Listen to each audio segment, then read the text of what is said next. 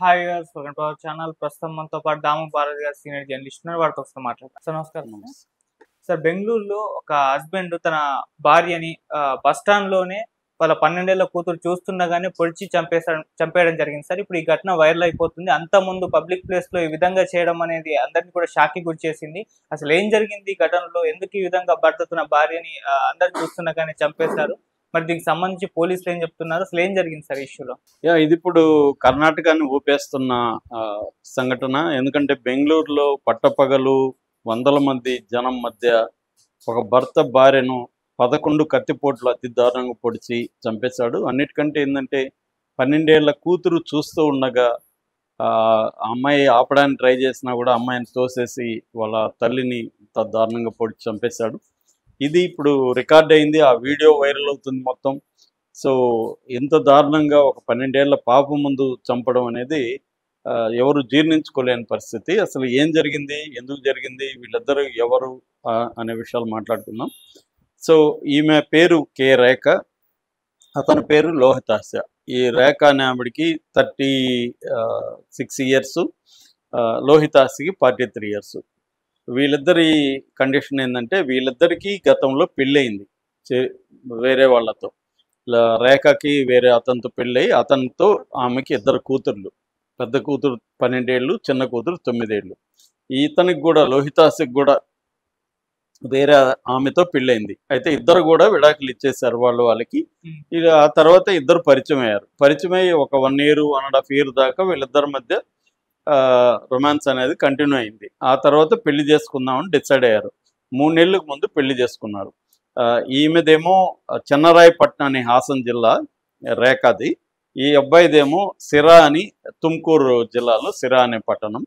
So వీళ్ళు అక్కడ నుంచి బెంగళూరుకు వచ్చారు. బెంగళూరులో ఈమె తవరెకెరే అనే ఒక ఏరియాలో ఒక కాల్ సెంటర్లో పనిచేస్తుంది, టెలికాలర్గా పనిచేస్తుంది ఈవిడ.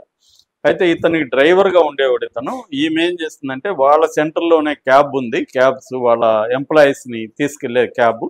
ఆ క్యాబ్ డ్రైవర్గా తన రికమెండ్ చేసి ఈమె అక్కడ పెట్టింది. తనకు కూడా జాబ్ అక్కడే ఇచ్చింది. ఇద్దరు ఒక చోట పని చేయొచ్చు కదా అని చెప్పి.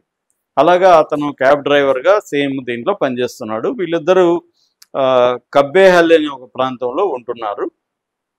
అయితే ఈ మధ్యకాలంలో ఏమైందంటే వీళ్ళిద్దరి మధ్య గొడవలు మొదలైనవి. ముఖ్యంగా ఈమె అందంగా ఉంటుంది, ప్లస్ కలగోల్పుగా ఉండడం, అందరితో కలివిడిగా మాట్లాడడం, ఇవన్నీ ఈమె నేచరు. దాంతో కాల్ సెంటర్ అంటే కూడా సరదాగా అందరూ కలిసి పనిచేయడం, కలిసి బయటికి వెళ్ళి టీలు కాఫీలు తాగడం, ఫ్రెండ్లీగా ఉండే ఒక వాతావరణం ఉంటుంది. ఇది అతనికి కోపం తెప్పించింది. అంటే ఒక అతనితో ఈమె బాగా క్లోజ్గా ఉంది అనే విషయం ఇతను అబ్జర్వ్ చేశాడు. మెసేజ్లు పెట్టుకోవడం, ఫోన్లు మాట్లాడుకోవడం ఇవన్నీ చూశాడు అతను. దాంతో అతనికి అనుమానం వచ్చి ఈమెను అడగడం మొదలుపెట్టాడు. ఈమె అవన్నీ లేదు, మేము ఫ్రెండ్లీగా ఉంటాం, నేను అతనితోనే కాదు చాలామందితో ఫ్రెండ్లీగా ఉంటాను, అంత తప్ప మా ఇద్దరి మధ్య అఫైర్లు ఏం లేవు, అట్లయితే నిన్నెందుకు పెళ్లి చేసుకునేదాన్ని, నేను ఇట్లాగే ఎంజాయ్ చేసేదాన్ని కదా అని ఇది ఈమె మాట్లాడడం మొదలుపెట్టింది. అలాగే వీళ్ళిద్దరి మధ్య గొడవలు జరుగుతూ ఉన్నాయి గత కొంతకాలంగా. పెళ్ళై 3 నెలలు అయినప్పటికీ వీళ్ళిద్దరి మధ్య గొడవలు అనేవి మొదలైపోయినాయి. ఇలాగే ప్రధాన కారణం అయితే ఇది. దీంతో పాటు ఇద్దరు పిల్లల్ని నేనెందుకు పెంచాలా అనేది ఇతనుకున్నది. దాంతో ఈమె చిన్న కూతుర్ని వాళ్ళ అమ్మ వాళ్ళ దగ్గర వదిలేసింది. మీరు పెంచండి, ఇద్దరిని పెంచడం మాకు కష్టం ఉంది, ఎందుకంటే ఆయన ఓన్ చేసుకోవట్లేదు, నా మీద బర్డన్ పడుతుంది అనేది ఈమె చెప్పి చిన్న పాపని అక్కడ చేర్పించేసింది. పెద్ద పాపను మాత్రం తనతో కూడా పెట్టుకునింది. ఎందుకంటే బెంగళూరులో కొద్దిగా మంచి ఎడ్యుకేషన్ ఉంటుంది కాబట్టి అక్కడ ఊర్లో కంటే ఇక్కడ బాగుంటుంది అని చెప్పి ఆమె పెద్ద పాపను పెట్టుకునింది. సో ఈ క్రమంలో ఆ పిల్లల ఇష్యూకి సంబంధించి కూడా వీళ్ళిద్దరి మధ్య గొడవలు జరుగుతున్నాయి. అంటే ఒక క్లారిటీ లేకుండా వీళ్ళు పెళ్లిలోకి ఎంటర్ అయినట్టుగా మనకు ఇప్పటివరకు అందుతున్న సమాచారం తెలుస్తుంది. సో ఎప్పుడైతే క్లారిటీ లేకుండా ఎంటర్ అయినారో ఈ ఇష్యూ ప్లస్ ఈ మెయిన్గా అయితే అన్నిటికంటే ఇతనికి కోపం వచ్చి ఈమెకి వేరే వాళ్ళతో అఫైర్ ఉందని అతను గట్టిగా నమ్ముతున్నాడు. సో దానివల్ల అతనికి ఏంటంటే ఒక టెన్షన్ మొదలైంది. తనని వదిలేసి మళ్ళీ వాడిని పెళ్లి చేసుకుంటుందా, ఆల్రెడీ భర్తను వదిలేసింది, నన్ను పెళ్లి చేసుకుంది, మళ్ళీ నన్ను వదిలేస్తుందా అన్న టెన్షన్. నిజానికి ఇతను కూడా వదిలేశాడు భార్యని.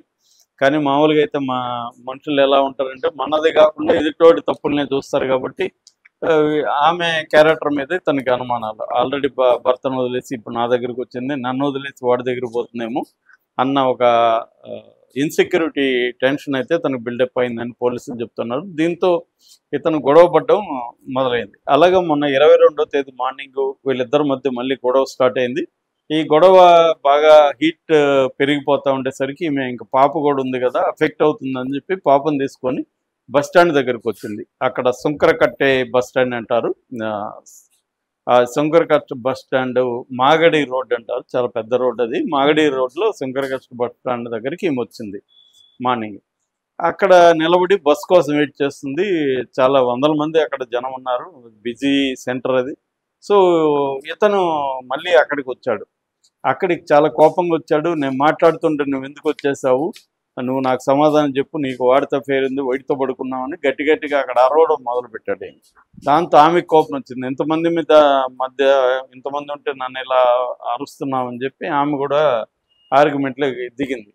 దాంట్లో సడన్గా ఆయన జోబిలో కత్తి పెట్టుకొని వచ్చాడు. రావడమే వచ్చి గబగబ ముందు చెస్ట్లోను కడుపులోను 2 పోట్లు పొడిచాడు. దాంతో ఆమె కింద పడిపోయింది. మళ్ళీ ఆమెను పక్కకి లాగి మళ్ళీ ఆమె మీద పడుకొని కూర్చొని కత్తితో పటపటాన్ని పొడిచాడు. అయితే ఇది షాక్కి గురైపోయారు జనం. తేరుకొని ఆపే లోపలే ఇతను పొడిచేశాడు. పాప ఏడుస్తూ పాప కూడా ఆపడానికి మొదలైంది. యాక్చువల్గా ఈ గొలాటలో పాప ఇన్వాల్వ్ కావడం కూడా ఇతనికి కోపం తెప్పించింది అని చెప్తున్నారు. ఎప్పుడైతే ఇతను ఇక్కడ బయట వచ్చి ఆర్గ్యూ చేశాడో పాప తల్లి తరపున ఇతను గట్టిగా నిలదీసేసరికి అతనికి ఇంకా కోపం పెరిగిపోయింది. నీకు కూడా నేను లోకం అయిపోయినాను అన్నట్టుగా పాపని పక్కకి లాగి ఈమెని కత్తితో పుట్టాడని చెప్తున్నారు. తర్వాత జనం పట్టుకుందాం అనుకున్నారు కానీ కత్తిని చూపిస్తూ భయపెట్టి అతను పారిపోయాడని చెప్పారు. ఇమీడియట్గా పోలీసులు వచ్చారు. పోలీసులు ఆమెని ఇమీడియట్గా దగ్గరున్న హాస్పిటల్కి ఎమర్జెన్సీ వార్డుకి తీసుకెళ్లారు. కానీ ఆల్రెడీ బ్రాడ్ డెడ్ అని వాళ్ళు డిక్లేర్ చేశారు. ఆల్రెడీ చనిపోయిన ఆమెను మీరు తీసుకొచ్చారు అంటే ఈమెకి బ్లడ్ విపరీతంగా పోయింది. 11 కత్తిపోట్లు ఉన్నట్టుగా పోస్ట్ మార్టం రిపోర్ట్లో తేలింది. అంటే అతను అంత కోపంతో అంత అగ్రెషన్తో పొడిచినట్టుగా అర్థమవుతుంది. అవి కూడా చాలా బలంగా లోపలికి దిగాయని చెప్తున్నారు. అందువల్ల ఆమె బ్లడ్ ఎక్కువ పోయి చనిపోయిందని డిక్లేర్ చేశారు. ఇప్పుడు పాపకి సైకలాజికల్ కౌన్సిలింగ్ ఇస్తున్నారు. పాప ద్వారానే విషయాలు రాబట్టాలని. అయితే ఇతను ఆ రాత్రి వరకు తప్పించుకొని తిరిగాడు. రాత్రి వచ్చి అక్కడ కామాక్షిపల్లె పోలీస్ స్టేషన్ ఉంటుంది. కామాక్షిపల్లె పోలీస్ స్టేషన్లో సరెండర్ అయిపోయాడు ఇతను. సో అతను కూడా చెప్పింది ఏంటంటే నేను ఆమెకు అఫైర్ ఉంది, అది ఒప్పుకోవట్లేదు. సో నాకు అది కోపం తెప్పించింది, ఎన్నిసార్లు చెప్పినా ఆమె వినట్లేదు. అందుకని నేను మార్నింగ్ డిస్కషన్ పెడితే ఆమె నన్ను కేర్ చేయకుండా వచ్చేసింది, అది నాకు కోపాన్ని తెప్పించింది. దాంతో నేను బెదిరిద్దామని కత్తిని ఇంట్లో తీసుకొని వచ్చాను. కానీ ఈమె రెచ్చిపోవడం పాప కూడా నా మీదకి రావడంతో నాకు పట్టరాని కోపం వచ్చేసి ఏమి ఆలోచించే పరిస్థితిలో లేదు, నేను పొడి చేశాను అనేది అతను చెప్పాడు. సో పోలీసులు కానీ అక్కడ ఉన్న సైకాలజిస్టులు కానీ చెప్తున్నది ఏమంటే ఇతనికి ఒకటి అభద్రత పెరిగిపోయింది, 2 జలసి అనేది అంటే పొసెసివ్గా ఆల్రెడీ ఒక భార్య వెళ్ళిపోయింది కాబట్టి రెండో భార్య మనం ఉంచుకోవాలి కంప్లీట్గా అనేది తను అనుకున్నాడు. కానీ ఆమె వేరే వాళ్ళతో తిరుగుతుంది అనేసరికి తను తట్టుకోలేని పరిస్థితి ఏర్పడింది. ఒకటి జలసి, 2 మేల్ ఇగో హర్ట్ అవ్వడం, అంటే తనని ధిక్కరించింది, తనని కాదని ఇంకొకరితో అఫేర్ పెట్టుకుందని ఒక మేల్ ఇగో దెబ్బతినడం. 3 ఇన్సెక్యూరిటీ, తనని వదిలేస్తే మళ్ళీ నాకు ఎవరు దొరుకుతారు అన్న ఒక ఇన్సెక్యూరిటీ. తను చాలా అందంగా ఉంటుంది, బాగుంటుంది, డైనమిక్గా ఉంటుంది.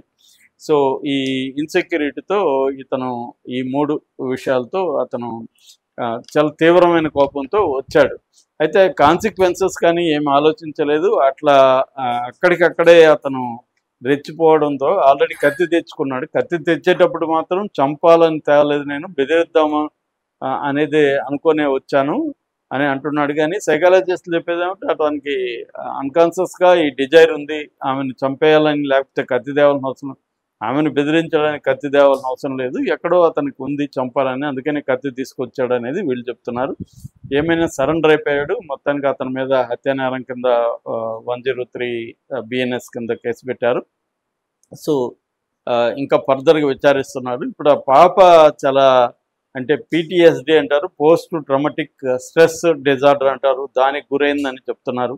అంటే షాక్ అయిపోయింది, తన కళ్ళ ముందు అమ్మను ఇంత దారుణంగా చంపడం అమ్మాయికి అసలు షాక్లో ఉందని చెప్తున్నారు. సో ఇప్పుడు ఆ అమ్మాయికి సైకలాజికల్ కౌన్సిలింగ్ ఇవ్వాలనేది పోలీసులు డిసైడ్ చేసి సైకలాజికల్ కౌన్సిలింగ్ ఇప్పిస్తున్నారు. ఈ లోపల చిన్న పాప వాళ్ళ అమ్మాయి రేఖ వాళ్ళ పేరెంట్స్ కూడా వచ్చారు. ఏదేమైనా ఇది అతను తన కంట్రోల్ చేసుకోలేని ఒక కోపం కావచ్చు, జెలసీ కావచ్చు, ఈ ఎమోషన్స్తో తనకుండే ఒక మేల్ డామినేషన్ ఫిలాసఫీ ఏదైతే ఉంటుందో దాంతో ఆమెను చంపేసినట్టుగా అర్థమవుతుంది.